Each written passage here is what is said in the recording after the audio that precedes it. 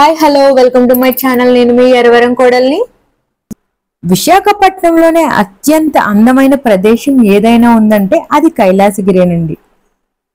మరి కైలాసగిరి అందాలు ఏంటనేది చూసేద్దామా? కైలాసగిరి ఎంట్రీ టికెట్ ఎవరికైనా సరే 10 రూపాయలు తీసుకుంటారు. కైలాసగిరి కొండపైకి వెళ్ళడానికి 3 మార్గాలు ఉన్నాయి. అందులో ఒకటి మెట్లు మార్గం.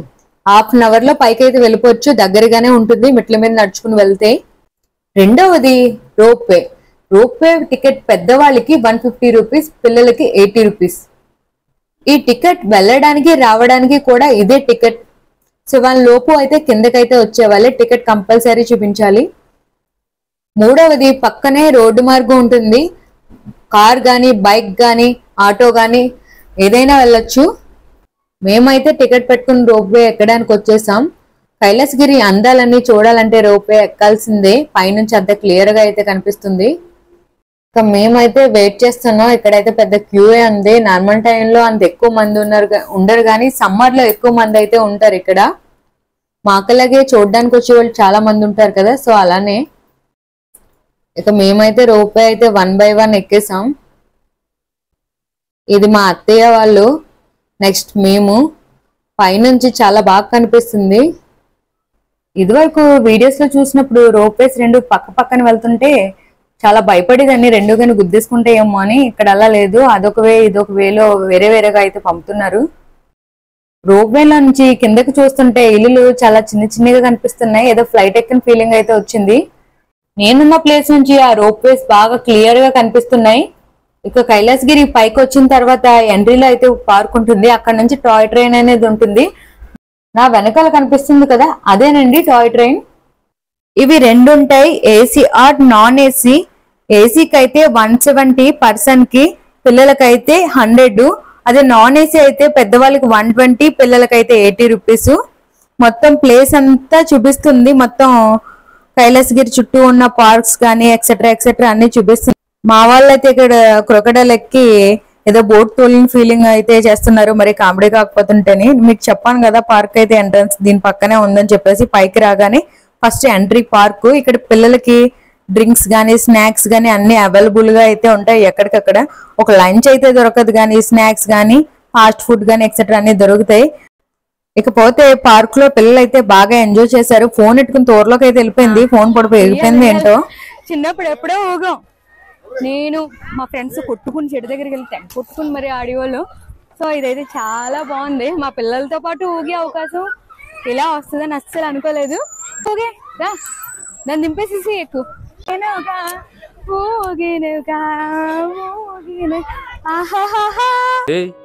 ఏంటిది మాకేంటిది అంటున్నాను. కానీ ఊగితే మటుకు నడ్డి ఇరిగిపోద్ది. ఎవరి కల్లో ఉయ్యాలు పట్టుకుని మటుకి ఊగడం మటుకి మానలేదు. అలసి వరకు కూడా ఆడొచ్చు ఈ గేమ్స్ అయితే. ఇక్కడైతే అంత బాగున్నాయి. పిల్లలు అయితే ఇంకా పైకి వెళ్ళడానికి చూడలేదు, ఇక్కడ అయితే ఆగిపోయారు. మా బుడ్డొచ్చుడు అడ్డదారిలోనే జడ్డదారిలో తెగ దిగి వచ్చేస్తుంది.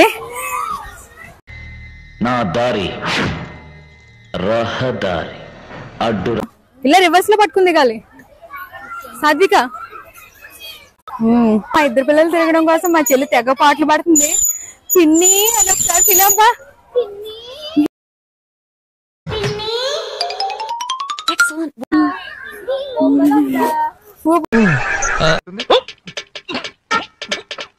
నా వెనకాల ఉన్న కప్ప బాండర్ కప్ లా ఉంది, పెద్దగా అయితే ఉంది. ఇక అన్ని అయిపోయి జంపింగ్ ఉంది. నెక్స్ట్ మా అమ్మ అయితే జంపింగ్ అయితే ఎక్కుతానుంది. చాలా డేర్ అండ్ డాషింగ్ గా యుద్ధానికి పంపించినట్టు పంపిస్తున్నారు. ఒక్కొక్కరు చూడండి, ఆ పోజులు చూడండి. మా వాళ్ళతో అట్లా ఉంటది మరి.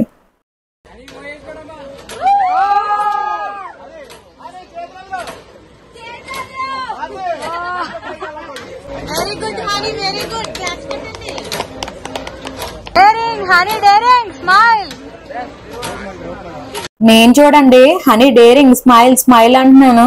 చూసే వాళ్ళకి ఏం తెలుస్తుంది, చేసే వాళ్ళకి తెలుస్తుంది అని చెప్పేసి ఒక సామెత ఉంది కదా, అది నాలాంటి వాళ్ళ కోసమే. చాలా డేరింగ్ అయితే ఎక్కింది. దీనికంటే ముందు ఒక అబ్బాయి ఎక్కాడు. ఆ అబ్బాయి అయితే నానా గోల్ అయితే చేస్తాడు. 2 ముగ్గురు కూడా ఆరెంజ్ లోనే గోల్ చేశారు చూడండి.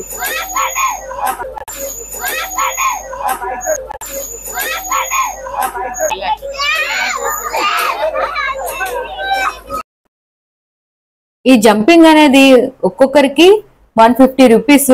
25 జంపింగ్స్ మధ్యలో దిగేసిన డబ్బులు అయితే రిటర్న్ అయితే ఎవరు నడుచుకుని వచ్చేవాళ్ళు ఈ మార్గం నుంచి వస్తారు. ఫోటో ఫ్రేమ్స్, టీ కప్పులు ఇక్కడ అన్ని వేస్తారనుకుంటాను ప్రింటెడ్. ఇక్కడికి వచ్చిన వాళ్ళకి కప్ ఎంతో గానీ అడుగుదామంటే ఇప్పుడు చేయించుకునే ఉద్దేశం లేదు. ఆల్రెడీ మా ఇంట్లో 2 కప్పులు ఉన్నాయి. పక్కన ఆయన నేను కబ్బట్లేదు, దాంట్లో టీ తాగింది లేదు, చేసింది లేదు. గుర్రం పైన అయితే పిల్లలకి ఏమాత్రం ఏ ఇబ్బంది లేకుండా స్నాక్స్ అయితే బాగా అరేంజ్ చేశారు ఎక్కడికక్కడ. కొంచెం అలా ముందుకు వస్తే కైలాసగిరి శివ పార్వతి విగ్రహాల దగ్గరికి అయితే మనం వచ్చేసాం. ఇక్కడైతే ఒక ఫుడ్ కోర్ట్ ఉంది, ఏంటనేది చూసేయండి. Jack and Jill food court అంట. So noodles, fried rice, rolls, manchuria, pav bhaji, curd rice without అన్ని ఇక్కడ దొరుకుతాయి. దర్శనం చేసుకుని మనకు నచ్చినవి తినచ్చు ఇక్కడైతేని. ఇక్కడైతే ఓన్లీ వెజ్జే ఉంటుంది. మీకు చాలా మంది తెలిసి ఉంటది, అంటే తెలియని వాళ్ళకి చెప్తున్నాను. ఇక్కడైతే మా అమ్మాయి చూడండి మొత్తం ఆ పార్క్ అంతా వెళ్ళకూడదమ్మా లోపలికి అని చెప్పేసి అంటే లేదు నేను వెళ్తానందే. సరే అయితే ఎస్ షేప్ లో తిరిగి రా అని చెప్పేసి అన్నాను. చూడండి మా అమ్మాయి పాటలు.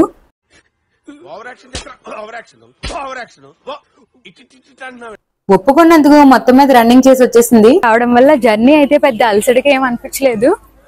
పిల్లలతో అయితే రావచ్చు. ఇక శివపార్వతుల దర్శనం అయితే చేసుకోవచ్చు. దగ్గరకి అయితే వచ్చేసాం. శివపార్వతి విగ్రహాల ముందు అయితే ఇలా ఉంటుంది. అత్యంత అందమైన ప్రదేశం ఈ కైలాసగిరి. విశాఖపట్నంలో 360 ఎకరాల్లో నిర్మించారంటే ఇది. ఆంధ్రప్రదేశ్ లో అత్యంత అద్భుతమైన ప్రదేశం ఇది. ఒక 2 years బ్యాక్ వరకు ఎదుర ఉన్నాయి కనిపిస్తున్నాయి కదా, ఆ రాళ్ళు అయితే ఉండేది కాదు, మొత్తం మట్టిలా ఉండేది. ఇప్పుడైతే దీన్ని ఇంకా బాగా డెకరేషన్ అయితే చేశారు.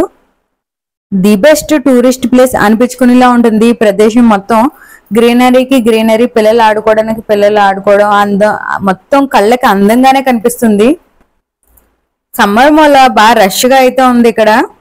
శివుడు పార్వతుల్ని చూడడానికి 2 కళ్ళు సరిపోవు, అంత అందంగా ఉంటాయి. నేను చూసిన విగ్రహాల్లో చాలా పెద్దవైతే ఇది. చుట్టూ వాతావరణం కూడా, వ్యూ పాయింట్లు కూడా చాలా బాగుంటాయి. నైట్ టైం అయితే ఇలా కనిపిస్తుంది. శివుడు పార్వతి విగ్రహాలు చాలా అందంగా లైటింగ్ తోని మెల్లమెల్ల మెరుస్తూ కనిపిస్తాయి. ఇక మేము దేవుణ్ణి దర్శించుకుని కొంచెం అలా ముందుకైతే వచ్చాము. అలా ముందుకు రాగానే పెన్సిల్ డ్రాయింగ్ అయితే ఇక్కడ వేస్తున్నారు. ఫ్రంట్ పర్సన్ ఎలా ఉంటే యాస్ట్రీస్ అలా అయితే గీస్తున్నారు. 150 రూపీస్ అంట.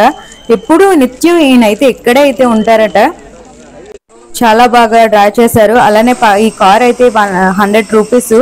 మొత్తం అలాగా ఫ్రంట్ ఒక పార్క్ ఉంటుంది, అక్కడ వరకు తీసుకెళ్లి మళ్ళీ తీసుకొస్తున్నారు. చిన్నపిల్లలు ఎక్కడానికి చాలా బాగుంది. ఇదేనండి మరో పార్కు. ఇందాక పిల్లలు ఆడుకునేది ఒక పార్క్ చూపించాను కదా, ఇది 2వ పార్కు. చిన్న ఐటమ్స్ అయితే ఉన్నాయి ఇక్కడ. చాలా చక్కగా రంగురంగుల పువ్వులతో చాలా బాగుంది. ఇది చూడ మీలో ఎంతమంది వినుంటారో కాగితం ఫ్లవర్స్ అంటారు కదా, అలా మొత్తం ఫ్లవర్స్ అయితే ఇక్కడ ఆ చెట్లే ఉన్నాయి. ఆల్మోస్ట్ చాలా కలర్స్ అయితే ఉన్నాయి. ఇక్కడ చూడండి మా వాడు మావయ్య అనగానే ఎత్తుకుని గిర్రమని తిప్పేస్తున్నాడు. నైట్ టైమ్ లైటింగ్స్ తో ఇలా అయితే ఉంటుంది. చుట్టూ చూడడానికి మెలమెల మెరిసిపోయి చాలా అందంగా అయితే కనిపిస్తుంది. ఇక్కడే కాదు పార్క్ లోని ప్రతి దిక్కున మొత్తం లైటింగ్స్ తోనే ఉంది ఇదైతేని. ఇక కైలాసగిరి దర్శనం అయితే పూర్తయిన తర్వాత రోప్ వేలో రివర్స్ జర్నీ అయితే స్టార్ట్ అయిపోయాం. ఇక్కడ మా అత్తయ్య చూడండి మామూలుగా భయపడట్లేదు.